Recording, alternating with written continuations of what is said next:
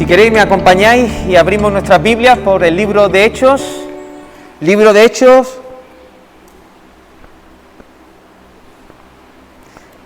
Capítulo 5.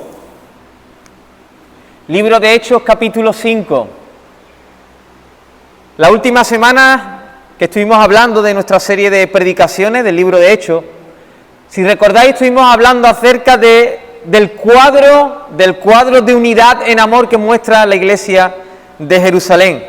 Así que aquí tenemos una iglesia que estaba brillando en medio de un mundo de extrema pobreza, si recordáis, y la gloria se está manifestando a través de muchas cosas por medio de la iglesia. Ellos predican el evangelio con denuedo, si recordáis.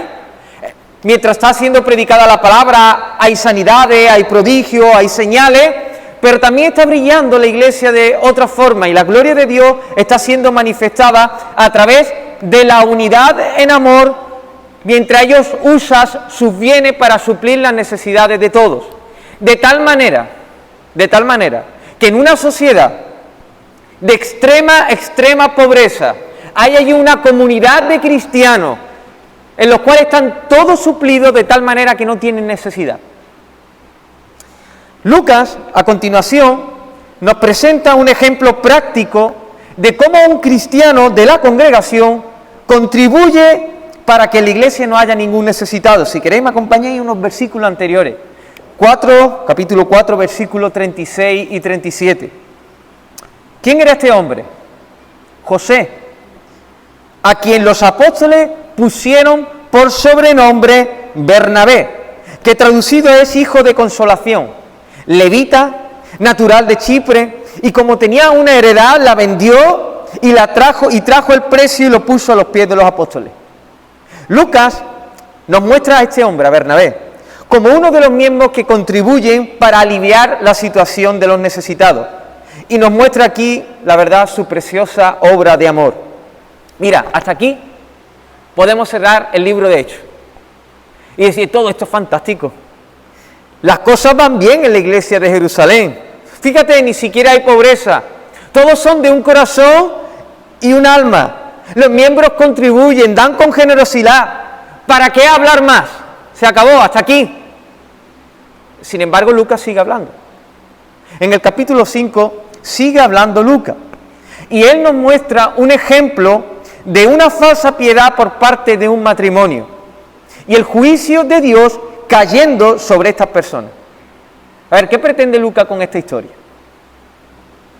Con todas las cosas que pasarían allí, hubiera quitado este texto, este ejemplo, esto que ocurrió. Podría haber hablado de otras cosas que seguro habían pasado en medio de la congregación, cosas bonitas, cosas de salvación, cosas de restauración, cosas donde... ¿Qué quiere comunicar Lucas a Teófilo, al cual es dirigido esta carta? Nos tenemos que preguntar, ¿qué desea el Espíritu Santo comunicarnos a nosotros? Pues darnos una advertencia en mayúscula. Ponlo ahí, advertencia en mayúscula. No vale todo. No vale todo. No vale cualquier obra de piedad. Por eso Lucas no oculta esta historia. Y dice, vamos a leer la historia desde el versículo 1 hasta el 11, del capítulo 5. Pero cierto hombre llamado Ananías, con Safira su mujer, vendió una heredad y sustrajo del precio, sabiéndolo también su mujer. Y trayendo solo una parte, la puso a los pies de los apóstoles. Y dijo Pedro, Ananías, ¿por qué llenó Satanás tu corazón para que mintieses al Espíritu Santo y sustrajeses del precio de la heredad? Reteniéndola, no se te quedaba a ti, y vendida no estaba en tu poder. ¿Por qué pusiste esto en tu corazón? No has mentido a los hombres, sino a Dios. Al oír Ananías estas palabras, cayó y expiró, murió en ese momento. Y vino un gran temor sobre todos los que lo oyeron. Y levantándose los jóvenes, lo envolvieron y sacándolo lo sepultaron. Pasando un lapso como de 3 horas, sucedió que entró allí su mujer, no sabiendo lo que había acontecido. Entonces Pedro le dijo, dime, ¿vendisteis en tanto la heredad? Y ella dijo, sí, en tanto. Y Pedro le dijo, ¿por qué convinisteis en tentar al Espíritu del Señor? He aquí a la puerta a los pies de los que han sepultado a tu marido y te sacarán a ti. Al instante ella cayó a los pies de él y expiró, murió. Y cuando entraron los jóvenes, la hallaron muerta y la sacaron y la sepultaron junto a su marido, y vino gran temor sobre toda la iglesia y sobre todos los que oyeron estas cosas. No podemos olvidar que este episodio es una continuación del capítulo 4. Lucas nos ha presentado a Bernabé, aunque su nombre era José. Dice la Escritura que le pusieron este sobrenombre los apóstoles, Bernabé, que significa hijo de consolación. Era un sobrenombre que le habían puesto con casi toda seguridad porque era el carácter moral predominante en él, un hombre de consolación, de ayuda, de servicio. Y en esta porción de las Escrituras lo vemos haciendo gala de su nombre, dando para ayudar al necesitado. Versículo 1 dice, pero, ay los pero, también había un matrimonio, Ananías y Zafira, en la iglesia que vieron el ejemplo de Bernabé y de otros hermanos, los cuales vendían sus casas, sus heredades y daban el dinero para cubrir las necesidades de otros. Y Ananías y Zafira se animaron también a dar. Hicieron prácticamente lo mismo. Vendieron la heredad, entregaron dinero para cubrir necesidades, pero en el fondo no tenía nada que ver una piedad que otra. Detrás de una aparente obra de piedad, habían personas que habían sido influenciadas por Satanás, que habían depositado en sus corazones deseos desordenados, que habían confabulado una estrategia para conseguir lo que solo le pertenecía a Dios. Y entonces no dudaron de mentir, no dudaron en mentir para lograrlo. Mira, hermano, en la palabra hay muchas cosas así. No fue lo mismo la piedad de Caín que la piedad de Abel. Aparentemente sí, pero su esencia es totalmente diferente. No fue lo mismo. No fue lo mismo la oración del publicano que la oración del fariseo.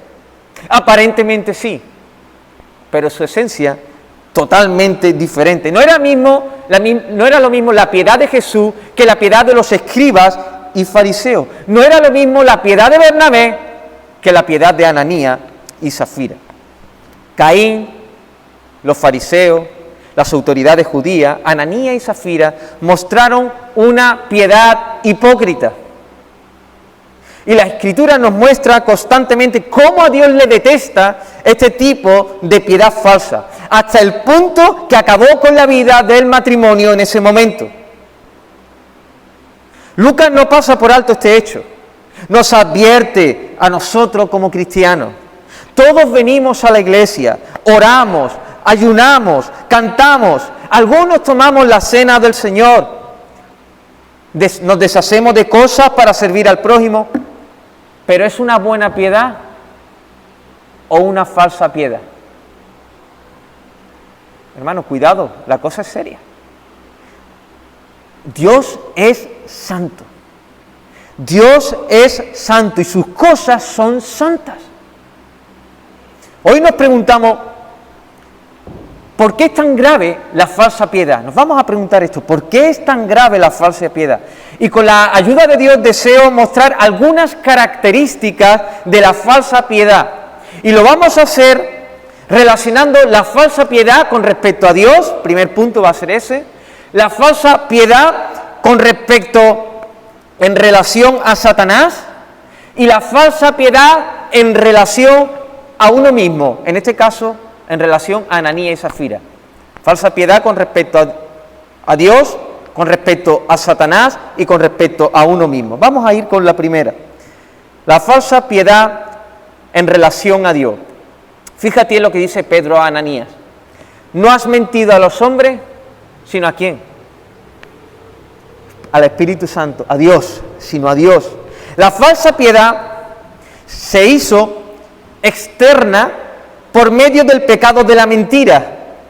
Ahí se pudo ver, ¿habéis vendido la heredad por esto, por este precio? Sí. Mentira. La mentira expresa que hay una falsa piedad en el corazón. Ananías y Zafira habían decidido no dar todo el importe de la heredad que vendieron.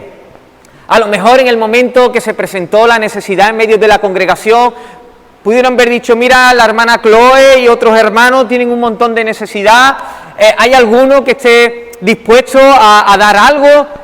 Lo mismo allí, Ananías dijo, sí, nosotros, o lo mismo fue en secreto, en lo privado de ellos, de su corazón. La cuestión es que no era obligatorio dar. Tampoco era obligatorio dar todo. Ni siquiera tenían que dar nada. Sin embargo, ellos sí quisieron dar a entender a los demás que habían dado todo. Y ese era el problema. Lo que se había cosido en su corazón. Y habían mentido no a los hombres, dice, sino a Dios. ¿Recordáis del rey David? En 2 Samuel capítulo 11, el escritor, inspirado por el Espíritu Santo, tampoco oculta la otra cara de David. Así que en este momento nos relata el pecado o los pecados escandalosos del rey David. En el tiempo que salen los reyes a la guerra, David no va. Y él dice, no, yo prefiero un tiempo de ocio, descansar. Y cuando se despertó de la siesta, fue por el terrado de su casa, vio a una mujer y dice, y la codició. Y la mandó después a llamar y adulteró con ella físicamente. Y le salió el problema, que se queda embarazada esa mujer. Así que David está nervioso. Está a punto de ser desacreditado delante de los hombres. O como Israel se entere de su pecado, va a perder la reputación de un hombre piadoso. Las mujeres dejarán de cantarle canciones. Cesará la admiración hacia su persona por parte de los soldados. Así que de repente, como arte de magia, David está interesado en hacer una obra de piedad a uno que está en la guerra, a uno de sus soldados. Él invita a Urías a palacio. Le pide que se siente a su mesa, y eso era todo un honor, que un rey te sentara a su mesa. Urías tiene frente a él al rey. ¿Te imaginas a Urías? ¡Wow! Delante del mismo rey David. Puede comer la comida de palacio, jamón de 5J, queso fresco de cabra del Palancar, a lo mejor, un buen solomillo al Pedro Jiménez, barra libre, mucha barra libre del buen vino de Jerez. Era lo mejor. Y luego, encima, el rey David es tan piadoso que le dice, mira, ve a tu casa, abraza a tu esposa, descansa en los brazos de ella, te lo merece. Claro, algunos de vosotros decís, sí, mañana me lo va a colar. Pero mira, porque tú sabes la historia. Pero sabéis que Urías no sabía nada. Urías murió creyendo que David le había hecho una buena obra. David había confabulado un plan para ocultar, mintió, para hacerle creer a las personas algo que no era cierto, que el hijo de Betsabé era de Urías, y como no le fue bien, inventó otro plan para creer que Urías había muerto en batalla cuando él mismo había dado la orden de su muerte. ¿Qué estaba en juego? La opinión de los hombres. La opinión de los hombres. Ananías y Zafira también se pusieron de acuerdo, confabularon también un plan para hacer creer a las personas lo que no era cierto. Pedro dijo a Ananías, ¿por qué no llenó Satanás tu corazón para que mintieses al Espíritu Santo? Espera un momento. ¿Cómo que le estaban mintiendo a Pedro y a la comunidad? El pecado, en última instancia, es pecado contra Dios. El Salmo 51 nos habla acerca del arrepentimiento de David por estos escandalosos pecados. Y él llega a decir, Salmo 51:4, contra ti solo he pecado. Y lo he hecho, y he hecho lo malo delante de tus ojos. La falsa piedad es atentar directamente contra Dios. Es una ofensa a Dios. Es idear un plan para hacer creer lo que no es cierto. Es finalmente tentar a Dios. es hacer lo malo delante de sus ojos. La falsa piedad es señal de que hemos perdido de vista a Dios, como si Dios no estuviera, como si el Señor no supiera todas las cosas. Es intentar engañar a Dios. A pesar de que lo habían perdido de vista Ananías y Zafira, Dios no lo había perdido de vista, porque Él siempre está presente. Él es omnisciente y lo ve todo. Escudriña lo más profundo de nuestro corazón, aún las intenciones. ¿Por qué es tan grave la falsa piedad? Porque es una ofensa contra un Dios santo. La mentira fue el pecado que se evidenció externamente, pero en lo interior de su corazón, Ananías y Zafira realmente pretendían sustraer lo que no era suyo. Dice, sí, es verdad, lo que no era suyo. ¿Por qué? Porque la heredad de quién era, de Dios, todo le pertenece. No estoy hablando de eso. ¿Qué quisieron sustraer? ¿Qué quisieron robar? La gloria que le pertenece a Dios. La gloria que le pertenece a Dios. Las obras buenas deben ser un medio para que las personas cuando la vean glorifiquen a Dios. Dice Jesús a sus discípulos en Mateo 5:16, así alumbre vuestra luz delante de los hombres para que vean vuestras buenas obras y glorifiquen a vuestro Padre que está en los cielos. Dios nos ha dejado buenas obras para que andemos por ellas a fin de que el nombre de Dios sea glorificado, no el nuestro. Pero hay un uso ilegítimo de esas buenas obras que Dios ha preparado. Y es usar una obra buena con la intención de recibir aplauso, de recibir honra de los hombres. Ellos quisieron sustraer lo que es de Dios. En Isaías 48, versículo 11, en la última parte, dice el Señor, mi gloria pues no la daré a otro. ¿Sabéis por qué? Porque es imposible. ¿Qué es gloria? ¿Qué es gloria? Dios. El conjunto de todos los atributos de Dios. Dios es el único ser glorioso. Dios no puede quitar su esencia. Él es el único ser digno de toda alabanza, de toda honra, de toda gloria. Mi gloria no la daré a otro. Si hiciera eso Dios, que no puede hacerlo, sería idólatra Dios.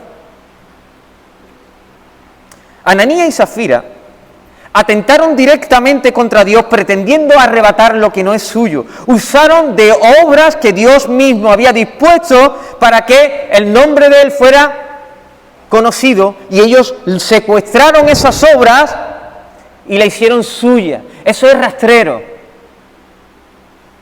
Eso es rastrero. Dios nos da la vida. Dios nos da la heredad.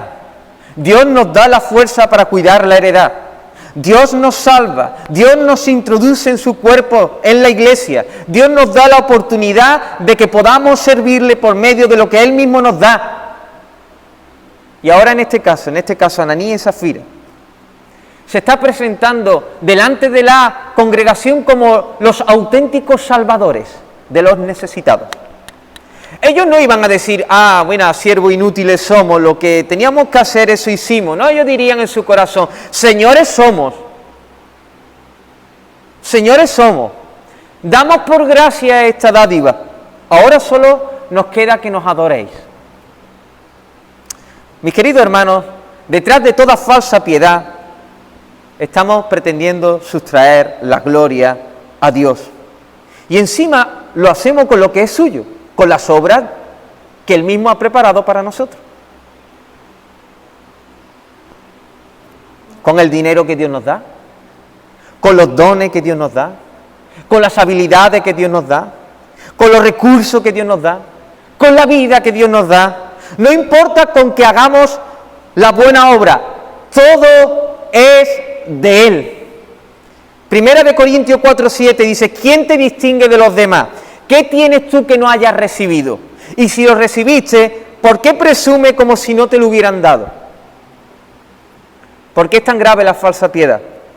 Este es el primer punto, porque la falsa piedad es un atentado contra Dios y pretende quitarle su gloria. Entremos en el segundo punto. La falsa piedad con respecto a Satanás. Pedro dice, Ananías, ¿por qué llenó Satanás tu corazón para que mintieses al Espíritu Santo y sustrajeses del precio de la heredad? Imagínate por un momento, tenemos aquí delante un hombre orando, un hombre ayunando, un hombre dando limosna. ¿Quién sería capaz de decir esa obra que está haciendo ese hombre es de origen satánica? Suena demasiado fuerte, ¿verdad? Esa obra que está haciendo ese hombre puede ser de origen satánico. En 1 Corintios, capítulo 11, versículo 14, Pablo advierte a sus destinatarios que Satanás se disfraza como ¿qué? Como ángel, ángel de luz. Dice un comentarista llamado McDonald, no es del restaurante, es otro. Dice, a Satanás se le presenta comúnmente en la actualidad como un ser con cuernos, con rostro fiero y airado, de color rojo y con cola. Pero esto está desde luego muy lejos de la manera en que se presenta a los hombres. Otros piensan en Satanás vinculándolo a los pobres borrachos, hundido en la cloaca de los barrios bajos, pero también esto es una falsa impresión de cómo es Satanás. Quizá, como ilustración, podríamos decir que se presenta como ministro del Evangelio, llevando una vestimenta religiosa y de pie ante un púlpito de una iglesia de moda. Emplea palabras religiosas como Dios, Jesús y la Biblia, pero engaña a sus oyentes enseñándoles que la salvación es por buenas obras o por mérito humano. No predica la redención por medio de la sangre de Cristo.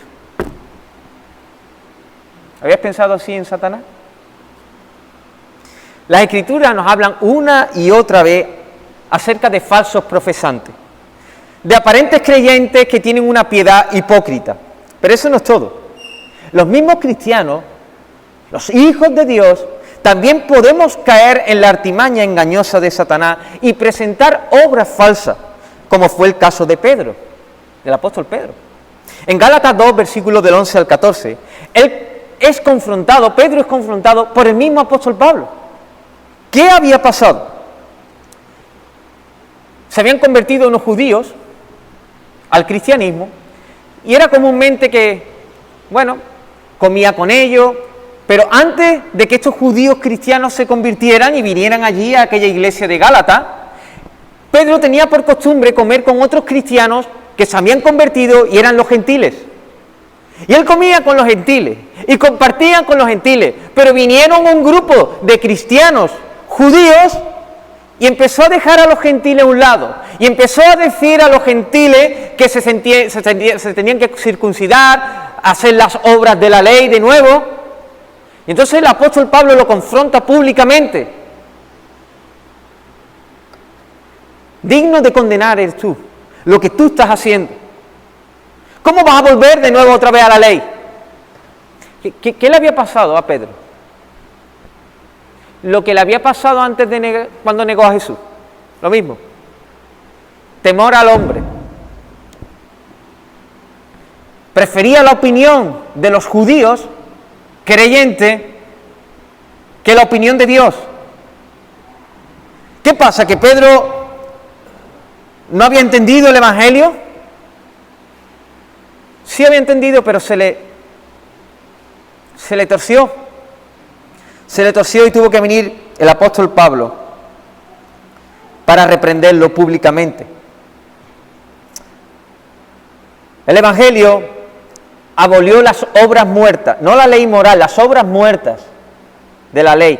Derribó la pared intermedia que dividía al pueblo judío y el gentil. Todos eran iguales ante Dios. Pedro lo sabía, pero tuvo temor de los cristianos judíos. ¿Te das cuenta? Como los mismos cristianos no estamos exentos de mostrar una falsa piedad. Así fue con Ananías y Zafira. El diablo les incitó a disfrazarse. a ponerse una máscara para mostrarse como un hombre y una mujer de luz que se desprenden de una posesión para dar a los necesitados.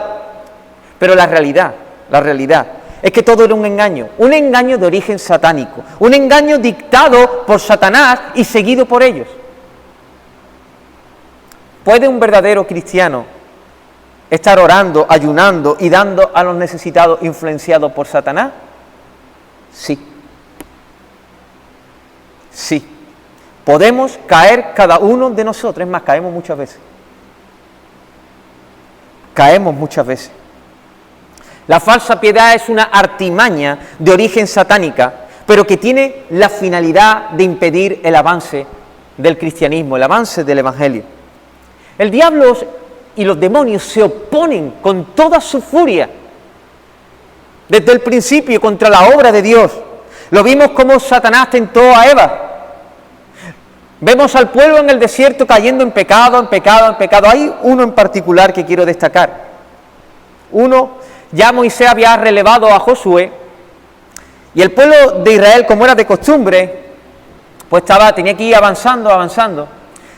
Y fue a una pequeñita ciudad llamada Ai y dijeron, mira, como son pocos, no vamos a mandar a todo el pueblo allí para batallar, con que mandemos unos cuantos hombres, iremos allí y batallaremos contra ellos, y se acabó todo el asunto. Y ellos fueron, y cuando batallaron contra Ai los derrotó, y murieron ciertas personas. Entonces Josué rasgó sus vestidos, y se dirigió a Dios, y dice, ¿qué pasa, Jehová? ¿Nos has dejado? ¿Tú no dijiste que nosotros íbamos a avanzar en la tierra prometida? ¿Qué pasa? Y dice, ¿qué pasa? Anatema hay en el pueblo. Dios había ordenado exclusivamente que antes, cuando iban a derrotar a Jericó, no cogieran absolutamente nada de lo que había allí. Pero allí había un hombre que había mirado un manto babilónico, 200 siclos de plata y un lingote de oro, y lo tomó. Acán. Es verdad que en este pasaje no aparece Satanás, pero mira lo que dice Wade Gruden acerca de los autores del Nuevo Testamento. Ellos creían que Satanás es el que origina las mentiras, los asesinatos, los engaños, las falsas enseñanzas y los pecados en general. Dice, debido a esto, parece razonable concluir que el Nuevo Testamento quiere que comprendamos que hay cierto grado de influencia demoníaca en casi toda maldad y pecado que ocurre hoy. Acán pecó y el avance del pueblo de Israel se detuvo. Así mismo vemos a Satanás con todo su empeño para acabar con la obra de Dios en el Nuevo Testamento. ¿Y a quién usó? Al mismo Pedro, lo hemos visto anteriormente. Jesús anuncia acerca del padecimiento, de su padecimiento, dice, iré a Jerusalén, sufriré, me va a pasar estas cosas, me arrestarán. Y entonces se le acerca Pedro, lo lleva a un lado, mira Jesús, quiero hablar contigo, nos has dicho que vas a sufrir en Jerusalén, te da cuidado de ti, ¿para qué vais allí? ¿Y qué hace Jesús? Bueno, Pedro, es que tengo que ir, y mira, a lo mejor tú ahora no lo... No, eso no fue. Directamente le dijo, apártate de mí, Satanás.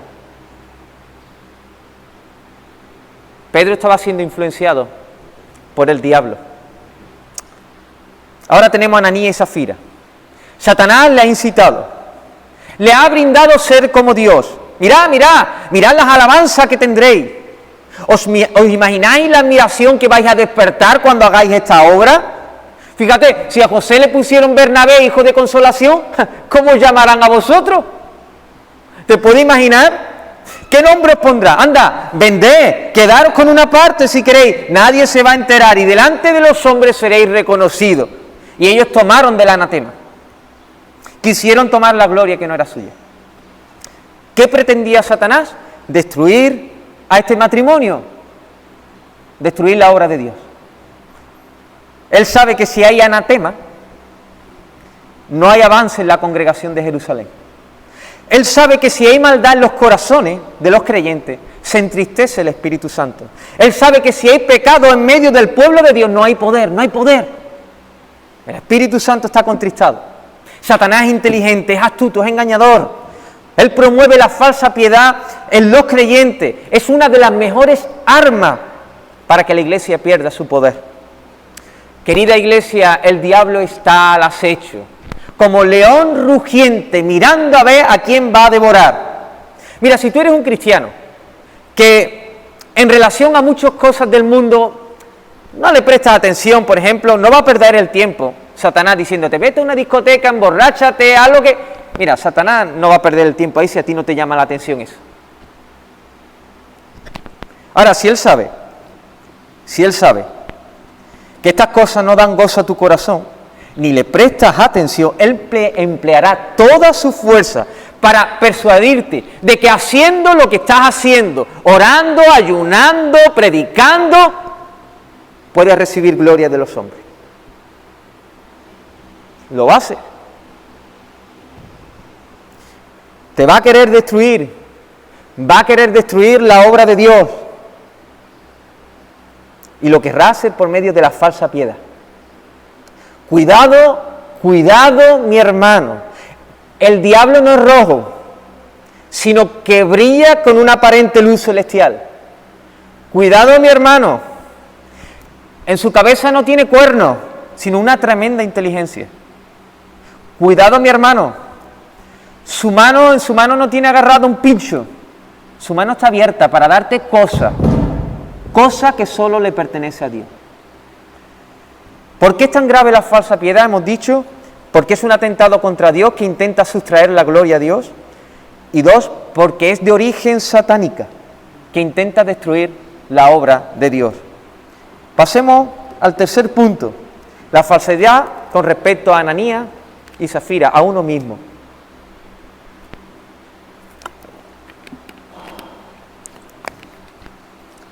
Hemos dicho anteriormente que toda mentira es originada por Satanás.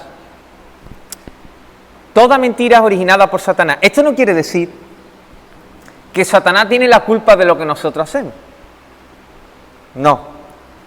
Todos los actos que nosotros hacemos somos responsables. Fíjate lo que dice el versículo 4.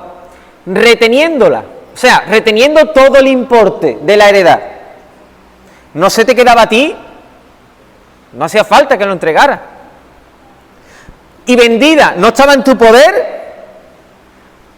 ¿Por qué pusiste esto en tu corazón? ¿Quién lo puso? ¿Quién lo puso? Ananías lo cogió, lo atrapó, lo agarró. El diablo lanza la mentira, camuflada o abiertamente, no sé, pero venía a decir lo siguiente esta mentira: mejor es la honra de los hombres que la honra de Dios. Eso es lo que hay detrás de la falsa piedad. El diablo incitó, persuadió, y ellos atesoraron esa mentira en su corazón. ¿De verdad, hermano? ¿De verdad es mejor la honra de los hombres que la honra de Dios? Todos diríamos, anda ya, mañana me lo cuenta. Pero permitirme decir que estoy convencido que todos lidiamos con esta mentira en nuestro corazón. Hay un mito que nos habla de un personaje llamado Aquiles, un guerrero casi invencible. El mito nos cuenta que su madre Tetis intentó hacerlo inmortal sumergiéndolo en el río Estigia, pero su madre lo sumergió teniéndolo sujeto por el talón, de manera que el talón derecho no se sumergió, lo cual su cuerpo quedó vulnerable. En el asedio de Troya, en una guerra liberada entre griegos y troyanos, París mató a Aquiles clavándole una flecha envenenada en el talón. De ahí viene que cuando nosotros mencionamos la expresión talón de Aquiles, nos referimos al punto flaco o débil de una persona. creo firmemente que el talón de Aquiles de la Iglesia de España es nuestro deseo de reconocimiento de los hombres. Creo que siempre ha sido así, pero en este tiempo se ha intensificado debido a las ideologías humanistas de nuestro tiempo. La Iglesia española de nuestro tiempo está gastando cantidad de fuerza para ganar la aprobación de autoridades políticas.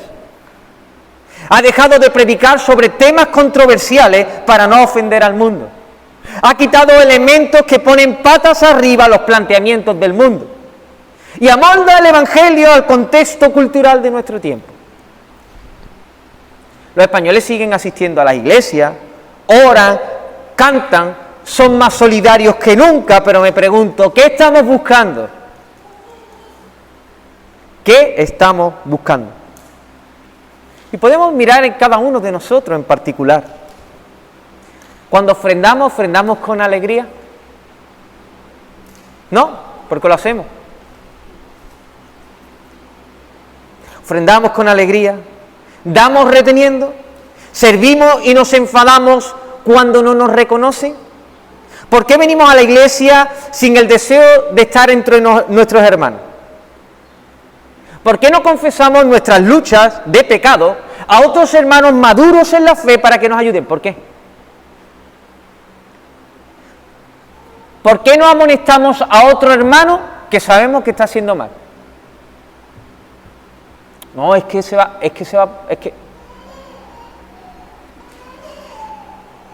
Lo mismo hemos cometido el mismo error que la madre de Aquiles. No hemos consagrado completamente todo nuestro ser. Hemos dejado algunas áreas al aire.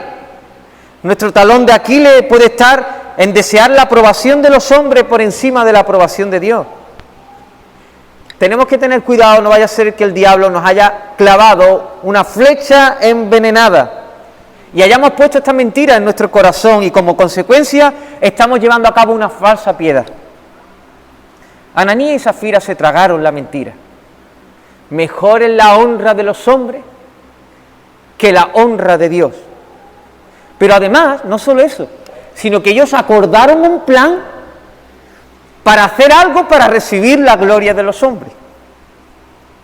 Yo me imagino a este matrimonio en el porche de su casa, en la parcela, y Ananías diciéndole a su esposa, ven, siéntate aquí, Zafira, vamos a hablar de algunas cositas de la iglesia. ¡Wow! Qué buen culto tuvimos el otro día, ¿verdad? ¿Y te acuerdas cuando este hermano Bernabé, que le pusieron Bernabé, ¿te acuerdas? Cómo este hombre fue y dio y cómo la gente lo miraban. ¡Wow! ¡Qué pasada, ¿verdad? De hombre, ¿eh? La gente, tú veías sus rostros y estaban encantados. ¿Cómo ayudó? Mira, Zafira, ¿qué te parece si nosotros vendemos la heredad y damos lo que tenemos? Entonces me imagino a Zafira, espera. Tranquilo, vamos a pensarlo bien. Los hombres somos muy lanzados, ¿no? Las mujeres, vamos. Que sí, Zafira, mira, que va a ser bueno. Verá la gente cómo se van a poner con nosotros. Sí, fíjate, Zafira, si a este hombre le pusieron el nombre de Bernabé, ¿tú te imaginas el matrimonio? No sé. Oh. Bueno, vale, Ananías, pero no lo demos todo. Nos quedamos con una parte. Yo necesito un traje nuevo, unos bolsos y los zapatos. Por menos un capricho, ¿no? Bueno, venga, Zafira, vale. Entonces lo que vamos a hacer, mira, cuando sea el tiempo de las noticias y se nos presente la oportunidad, pues vamos allí los dos y damos lo que hemos acordado, ¿vale? Y Zafira, no, espérate, yo tengo algo mejor. Mira, ¿por qué no vas tú solo? Vas allí, a la iglesia, y cuando se anuncie, tú dices desde allí, desde el fondo, mira que estamos dispuestos, hemos vendido una heredad y vamos a entregar todo el importe, y tú pasas, y yo más o menos llego a las 3 horas. Ese es tu momento, y después yo llego cuando esté la iglesia abarrotada, y esté llena de gente, voy yo. Sí, hermano, he dicho a las 3 horas. Todavía estaban allí. Pero bueno, eso para otro día podríamos hablar. Ese será mi momento. Hermano, no sé si fue así, pero muchas cosas de las que he dicho sí fue así. Ananías estuvo allí y a las 3 horas vino su esposa. ¡Qué buena obra! Así que bueno, el culto se está celebrando en Jerusalén. En el momento de recoger la ofrenda por los necesitados, muchos no pueden dar, no tienen. Otros dicen, mira, yo no tengo, pero todo lo que tengo lo pongo en uso común. Si a alguien le hace falta el buey, yo se lo presto, que lo cuide nada más, pero ahí lo entrego. Pero allí de la parte de atrás se levanta Ananías, acercándose lentamente, lleva una bolsa bien grande. Y a cada paso que este hombre da, suenan las monedas. ¿Te lo imaginas entrando lentamente? Se va escuchando el sonido de las monedas a cada paso, todo el mundo empieza a mirarlo, algunos asienten con su cabeza, otros dialogan entre ellos, ¡wow, qué pasada, qué buena obra! Y al fin llega a los pies de Pedro. Ya sabemos cómo acabó. A las 3 horas entra Safira. Entra ella, la iglesia petada, abarrotada, es su momento, y no trae el vestido nuevo. Trae unos trapos viejos para aparentar piedad, las personas la miran, observan, wow, qué esfuerzo está haciendo esta mujer. Mira cómo tiene la zapatilla. ¿Te das cuenta? Mira, si es que está dando sacrificialmente. Ya sabemos cómo acaba, ¿no? La falsa piedad es un instrumento para atraer hacia uno mismo la mirada de otros. Jesús ya lo advirtió. Dice, cuando pues deis limosna, no hagas tocar trompeta, pi, piripi, delante de vosotros. Aquí llego, aquí estoy, como hacen los hipócritas en la sinagoga y en las calles. Oh hermano, que el Señor nos libre. Es tan astuto, no solo Satanás, sino nuestro corazón, que sin darnos cuenta hacemos muchas cosas para tener la aprobación de los demás. La autopromoción, esto es lo que se lleva en el día de hoy. La autopromoción está a la orden del día. Los estados WhatsApp, las redes sociales, presentarme mi imagen, mi cara más bonita, donde he estado, la frase mejor escrita del mejor predicador de moda. Escribo esa frase en estado, dice este hombre súper espiritual, sin embargo no practico lo que dice. Un hombre es un hombre cuando tú lo ves de rodillas y lo pones tú ahí y la colocas, pero ¿te pones de rodillas?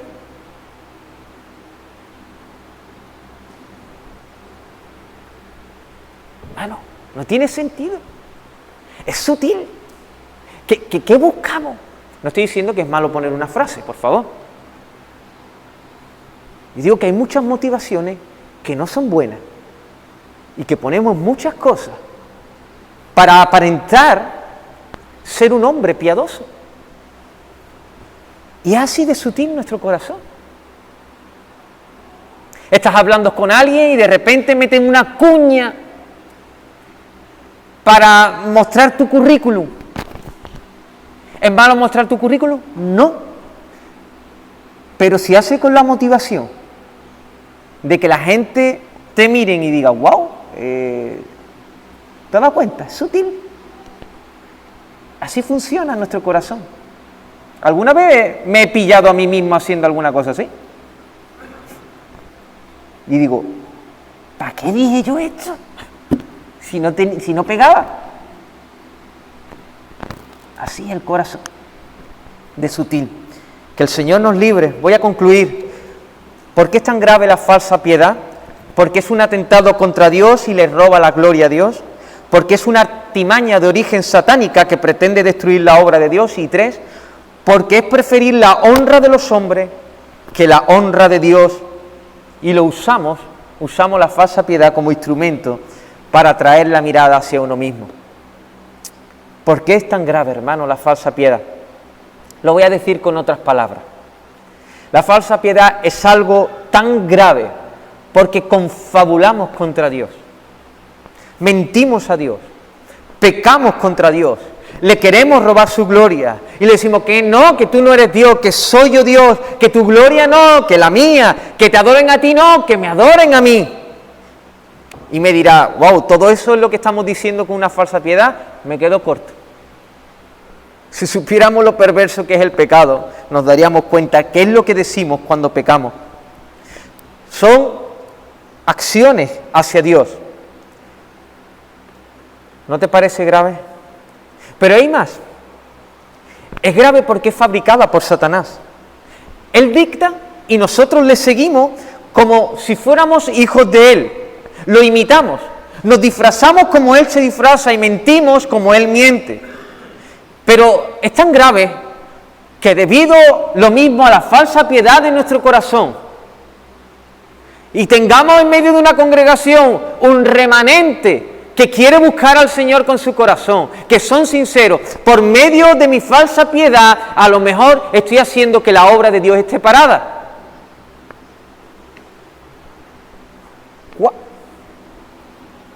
Es grave, hermano. Es grave porque le estamos diciendo a Dios que preferimos lo terrenal antes que lo celestial, que preferimos a Adán antes que a Cristo. La falsa piedad desprecia a Dios y desprecia el reconocimiento que nos dará en aquel día. Y decimos, no lo quiero, yo prefiero el halago de este hombre o el halago de estas personas. Y dice el Señor que sí, tú quieres ese halago cuando te den la palmadita en la espalda, eso es lo que será. Ya no vas a tener nada más. ¿Te vas contento? Pues nada, tu palmadita en la espalda, qué bien lo has hecho, inflate, llénate, pero eso en la eternidad no cuenta. No cuenta. Hermano, la falsa piedad es algo muy, muy grave. Seguiremos hablando la semana que nos toque acerca de este suceso porque es muy grave.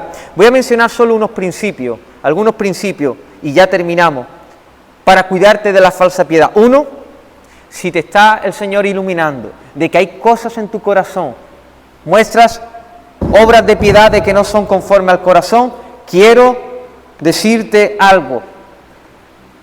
Hay un trono de la gracia para venir delante de Él y para decir, Señor, perdóname por el estado de mi corazón, perdóname cómo estoy, perdóname por haber aparentado, por haber disfrazado como Satanás delante de ti. Así que el Señor no va a despreciar un corazón contrito y humillado. Segundo, para salir de la falsa piedad, acuérdate, hermano, que la mejor manera de librarte de una falsa piedad es haciendo una buena piedad. ¿Pero cómo logramos eso? Siendo consciente de que Dios siempre está. Siempre está. Dios siempre está. En todo lugar, en todo momento. Más cerca que tus pensamientos. Lo sabe todo. Dios está. Y eso te va a ayudar, hermano. No podemos escabullirnos de su mirada. Dice un autor, si todos practicáramos esto, el ser consciente de que Dios está, sería revolucionario. Estoy completamente seguro que empezaría de inmediato un avivamiento espiritual. Tercero, debes saber que la vida es una vida de equilibrio. Vida de equilibrio. Lo mismo has estado escuchando y dice, pues voy a hacer todas las obras de piedad de tal manera que nadie me vea. Esto te va a limitar. Te va a convertir en una especie de monje de clausura. Pero bueno, hay que hacer las obras para que nos vean o que no nos vean. Esto es una contradicción. Jesús dice, para que vean vuestras buenas obras. Dice Martin Lloyd-Jones, el cristiano ha de vivir de tal forma que cuando lo miren y lo vean, la clase de vida que lleva, glorifiquen a Dios. Al mismo tiempo que hace uno las obras de piedad y la gente ve estas cosas, debemos recordarnos siempre que estamos haciendo las cosas no para atraer la atención a uno mismo, sino a Dios. He parafraseado algunas palabras. ¿Lo habéis entendido? Que hagas buenas obras, que te hartes de hacer buenas cosas, pero con un corazón sabiendo que diga, Señor, Señor, que esto ponga y apunte hacia tu persona, ponga la mirada de las personas en ti, que apunte hacia ti, Señor, esto es para ti. De tal manera que cuando no te den la palmadita en la espalda, sigues bien. Cuando te la den, no pasa nada, no lo temas. No temas a las palmadas en la espalda, a que te digan algo, puedes decir gracias, gracias. Si tu corazón no está ahí, ¿de acuerdo? Así que hártate de hacer buenas obras, pero con la motivación adecuada. Necesitamos una vida de equilibrio. Muchas veces nos inclinamos hacia un lado y hacia otro. O nos dedicamos a la ostentación, al alarde, o nos metemos de monjes de clausura. Que el Señor nos ayude. Por eso el cuarto principio es importantísimo, porque nos va a ayudar a ser conscientes de la presencia de Dios y a hacer las obras con equilibrio. ¿Sabes cuál es? Lo que siempre digo, la llenura del Espíritu. ¿Y acaso Ananías y Zafira no era de la iglesia que estaba llena del Espíritu? Era de la iglesia que estaba llena del Espíritu, pero ellos dejaron de estar llenos del Espíritu. Fíjate lo que dice. En el momento que el diablo le incitó, dice que ellos pusieron eso en su corazón. Y dice, ¿por qué llenó Satanás su corazón? Si está lleno de los deseos de las mentiras de Satanás, no está lleno el corazón de los deseos y las verdades del Espíritu Santo. En el momento que ellos dejaron de estar llenos del Espíritu de Dios, el Espíritu se contristó, el Espíritu dejó de ser influencia para ellos. Era Satanás el que lo influenciaba. Por eso, hermano, necesitamos la llenura constante del Espíritu de Dios. Constante, para hacer obras que glorifiquen el nombre de Dios. Y por último, el quinto principio, que nunca se te olvide, que la verdadera piedad recibirá su recompensa. Oye, yo es que no quiero nada, yo sí. Muchas veces creemos que somos más espirituales porque si la Biblia nos habla constantemente que el Señor nos recompensará, nos recompensará, nos recompensará. Y el Señor un día, imagínate, cuando estés delante del gran trono blanco, delante de su presencia, millares y millares de santos rodeados, ángeles por todo lugar, cara a cara delante de Cristo, Él pasará nuestras obras y nos empezará a recompensar cada una de las obras que nosotros hayamos hecho para la gloria de su nombre. ¿Y sabe por qué quiero eso? Porque cuanto más reciba, más gloria le voy a dar al Señor. Y postraré las coronas, lo que Él me dé, los galardones, todo lo que le pertenece a Él, y diré, no, solo tú eres digno de recibir toda la gloria, toda la alabanza y toda la honra. ¿Y sabe qué harán los millares y millares? Digno es el Cordero de recibir toda la gloria, la honra y el poder. Eso va a llevar a que otros adoren y sigan adorando por toda la eternidad a Dios, hermano. Así que te animo a que andes en las obras buenas que Dios ha preparado de antemano para nosotros. Que tú le digas, Señor, ayúdame, líbrame de motivaciones inadecuadas, líbrame de lo que no está bien en mi corazón, Señor, para que yo te pueda ofrendar toda una vida, para que tú vengas a la vid y que este pámpano esté lleno de fruto y tú recojas lo que te pertenece a ti y tu nombre sea glorificado. Amén. Hermano, te animo a que vivas para el Señor por completo. Oramos. Señor, no hay nada mejor, Señor, que tu sonrisa. No hay nada mejor, Señor.